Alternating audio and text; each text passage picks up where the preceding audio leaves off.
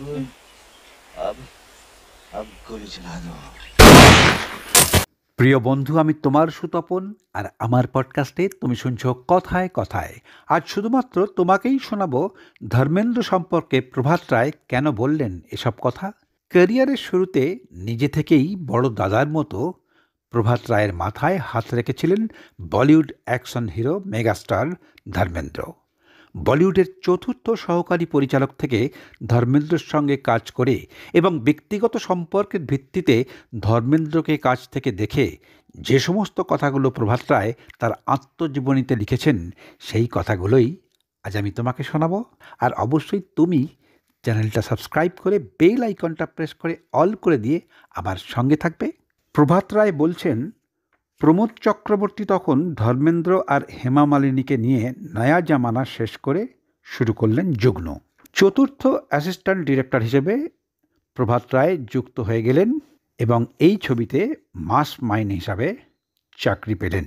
Career শুরুর একেবারে প্রথম পর্বেই হঠাৎ করে পায়ের তলা থেকে মাটিটা ছিটকে যাওয়া থেকেই আচমকা একটা পাকা আসন দখল করে নিলেন বম্বেতে। কদিন পরেই শুরু হলো যুগ্ন ছবির শুটিং এবং সেই প্রথম সামনাসামনি দেখলাম ধর্মেন্দ্র মানে ধরমজিকে। তাঁর সামনে ক্ল্যাপস্টিক দিতে হবে। বাপরে বাপ, হাত পা একেবারে ঠান্ডা হয়ে গেল। 36/1 টেক 1 বলতে গিয়ে আমি হয়ে গেলাম শাহরুখ খানের সেই কাকা কাকা কাকা কিরণ। I love you, Kiran.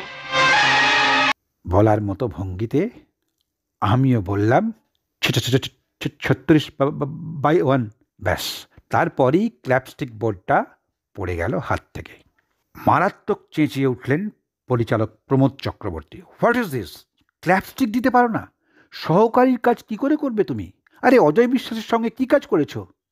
চুপ করে রইলাম। বলতে পারলাম না আসলে অজয়দার সহকারী হিসাবে যাদের সামনে ক্ল্যাপস্টিক দিয়েছি তারা তখন একেবারে নতুন শিল্পী। শত্রুঘ্ন সিনহা, অনিল ধাওয়ান, যোগিতা বালি সব নবাগত। আর ইনি হলেন ধর্মেন্দ্র।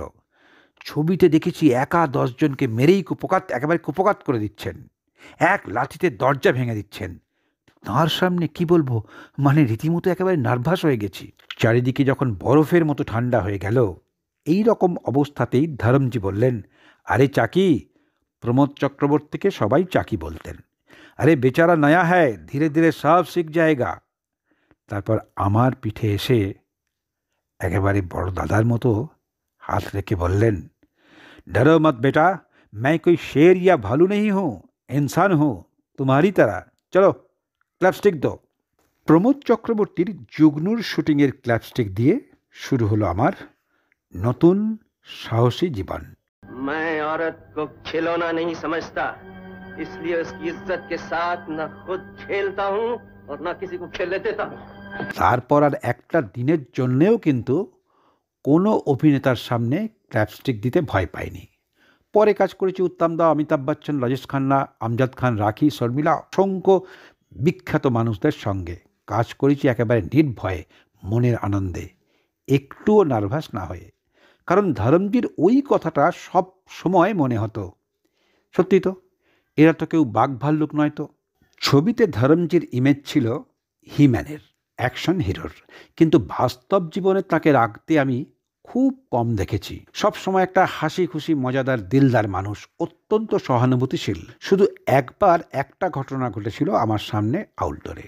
বম্বের গোরেগাঁওয়ের মিল্ক কলোনির পার্কে যুগ্নুর গানের শুটিং হচ্ছে। কিছু চ্যাংড়া ছেলে শুটিং দেখছিল, যেরকম হয় আর কি। হঠাৎ একটা ছেলে হেমাজিকে দেখে বলে উঠল, কারে হেমা कैसी है। হঠাৎ ধরমজি শর্ট থামিয়ে ভিড়ের মধ্যে গিয়ে ছেলেটাকে জামার কলার ধরে টেনে নিয়ে এলেন। কারে সালে, হেমাজি তেরা দোস্ত है क्या? হেমা বলতা है, হেমাজি नहीं बोल सकता। মারলেন এক থাপ্পড়। ছেলেটা ঘুরে গিয়ে ছিটকে পড়ল বাগানে। তারপর ভিড়ের দিকে তাকিয়ে বললেন, হটো यहाँ से सब, कोई शूटिंग नहीं देखेगा। কর্তব্যরত পুলিশদের বললেন, ভিড় नहीं रहेगा यहाँ, सबको हटाइए, नहीं तो हम शूटिंग नहीं करेंगे। তারপর হেমাজি শান্ত করলেন ধরমজিকে। শুটিং হলো। ওরই কাছেই শুনেছি এক ঠোঙা তেলে ভাজা কিনে নিয়ে একটা একটা করে চিবোতে চিবোতে মারাত্মক স্ট্রাগল করে জীবনে প্রতিষ্ঠা পেয়েছিলেন ধরমজি। পাঞ্জাবের লুধিয়ানার নাসরালি গ্রাম থেকে এসেছিলেন বম্বেতে। এক স্টুডিও থেকে আর এক স্টুডিওয়ে হন্যে হয়ে ঘুরে বেড়াতেন কাজের জন্য, তাই খাবার নষ্ট করা একদম পছন্দ করতেন না। এই প্রসঙ্গেই একটা ঘটনা বলি। আমি তখন সহকারী পরিচালকের কাজের সঙ্গে সঙ্গে সময় পেলেই আর একটা কাজও করতাম, সেটা হলো বিশুদার কাছে, মানে আমাদের সবার বলিউডের একেবারে প্রথম শ্রেণীর হিরো বিশ্বজিৎ চট্টোপাধ্যায়ের কাছে, মানে আমাদের প্রসেনজিতের বাবার কাছে। অজয়দাই কাজটা করে দিয়েছিলেন। কাজটা ছিল বিশুদার ফ্যানেদের চিঠিপত্রের জবাব দেওয়া। ধরমজি বিশুদাকে খুব ভালোবাসতেন। বিশুদার জুহুর বাংলো তরঙ্গতে কোনো পার্টি হলেই ধরমজি মাস্ট আসবেনই। এইরকমই একটা পার্টিতে আমিও ছিলাম বারটেন্ডার হয়ে। ধরমজি ড্রিঙ্ক করে খাবার নিয়েছেন প্লেটে। হঠাৎ প্লেট থেকে একটা রুটি পড়ে গেল মেঝেতে। ধরমজি সঙ্গে সঙ্গে রুটিটা তুলে নিলেন প্লেটে। সবাই একেবারে রেড়ে করে, আরে ধরমজি কী করছেন? ধরমজি একেবারে অবলীলায় হেসে বলে উঠলেন, আরে এত যে কাজ করি সে তো এই রুটিরই জন্যেই, আর সেই রুটি ফেলে দেব? এরপর শক্তি সামন্তের সহকারী হয়ে যখন কাজ করি তখন শক্তিদা ধরমজিকে নিয়ে একটা ছবি শুরু করেছিলেন। ছবিটার নাম মহাগুরু, কিন্তু ছবিটা শেষ পর্যন্ত আর হয়নি। আর সেই সময়ই কোনো একটা ছবিতে সুপ্রিয়াদির মেয়ে সোমাকে নেবেন ঠিক করলেন শক্তিদা। তাই অমানুষের সেটে সোমার একটা স্ক্রিন টেস্ট করা হলো। সেদিনও ধরমজি অমানুষের সেটে এলেন। শক্তিদা উত্তমদার সঙ্গে বসে সোমার স্ক্রিন টেস্টটা দেখলেন। আমি সোমাকে সংলাপ মুখস্থ করাচ্ছিলাম। ধরমজি দেখে বললেন, তুই তো আজকাল কাফি স্মার্ট হো গায়া হ্যায়। টেস্ট হয়ে যাওয়ার পর আমায় বাইরে ডেকে বললেন, যদি শক্তিদার ছবিতে সোমা কাজ করে তাহলে আমাকে বলো, আমি আমার একটা ছবিতে সোমাকে হিরোইন করব। কিন্তু সোমার দুর্ভাগ্য কোনোটাই আর শেষ পর্যন্ত হয়ে ওঠেনি। এবারে আর একটা ঘটনার কথা বলি। যদি ধরমজির বাড়িতে কেউ গিয়ে বলতো আমি লুধিয়ানা থেকে এসেছি, ব্যাস, এটা প্রমাণ দেবার দরকার ছিল না, শুধু মুখে বললেই হবে, তাহলেই ধরমজির বাড়িতে বেশ কিছুদিনের জন্য একেবারে বিনা পয়সায় নিশ্চিন্তে থাকা খাওয়ার ব্যবস্থা হয়ে যেত। বাড়ির নিচের তলায় একটা বড় হল ঘরে একেবারে লাইন দিয়ে খাটিয়া পাতা থাকতো, আর সেখানেই সববার একেবারে সেটেলমেন্ট হয়ে যেত। ধরমজি 1960 সাল থেকে 2010 সাল পর্যন্ত চুটিয়ে কাজ করেছেন বম্বে ফিল্ম ইন্ডাস্ট্রিতে। आपका दोष नहीं, हमारा समाज ही ऐसा है। यहाँ मर्द के लिए सब कुछ है, औरत कुछ नहीं कर सकती। अरे फिल्म के डायलॉग बोलता है। तुम तो हीरो का माफिक भाईजान करता है यार। सच्ची बातें कड़वी लगती हैं। এর মধ্যে বাংলা ছবি পাড়িতেও কাজ করেছিলেন। বড় সর্বনাশ করে চোরের মতো পালিয়ে যাবে, আর আমি ঘা করে তাই দেখবো। ঘনা ঘনা, আমার অন্যায় হয়েছে। না না, তা হবে না। ঘনা চলো, ঘনা আমি তো পাই।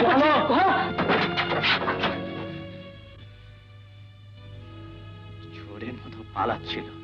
আসলে ধরমজির জীবন নানা ঘটনায় ভরপুর।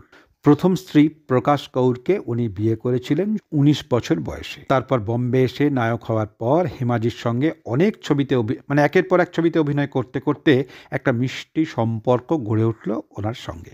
1979 সালে বিয়ে করলেন হেমাজিকে। তার জন্যই তাকে ধর্ম বদলাতে হলো। রাজস্থান থেকে ভোটে দাঁড়িয়ে এমপিও হলেন। আমার সঙ্গে ধরমজির আবার দেখা হয়ে গেল অনেক বছর পর।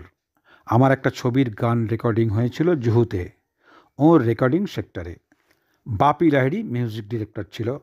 হঠাৎ উনি আসেন, আমাকে দেখে বললেন, ক্যা বাত হ্যায়, আরে তো ডিরেক্টর বান গয়া। প্রযোজক প্রণব বসুকে বললেন, জানেন আমার সামনে ক্ল্যাপস্টিক দিতে গিয়ে ওর হাত থেকে ক্ল্যাপস্টিক বোর্ডটাই পড়ে গিয়েছিল। আজকে ওকে দেখে আমার যে কী আনন্দ লাগছে। প্রভাত রায় বলছেন, সত্যি জীবনের চলার পথে কত মানুষের সঙ্গেই আলাপ হলো। কেউ কেউ হারিয়ে গেল, কেউ আবার ফিরে এলো, আর সেই সব স্মৃতি মাঝে মাঝে মনের কোণে ভিড় করে। আর ভাবি, সেই সব দিনগুলো তো আর ফিরে আসবে না। ব্যর্থতা, সাফল্য, স্মৃতি, এই নিয়েই তো জীবন। मैं अकेले छोड़कर जाने को दिल नहीं कर रहा। अपना ख्याल रखना।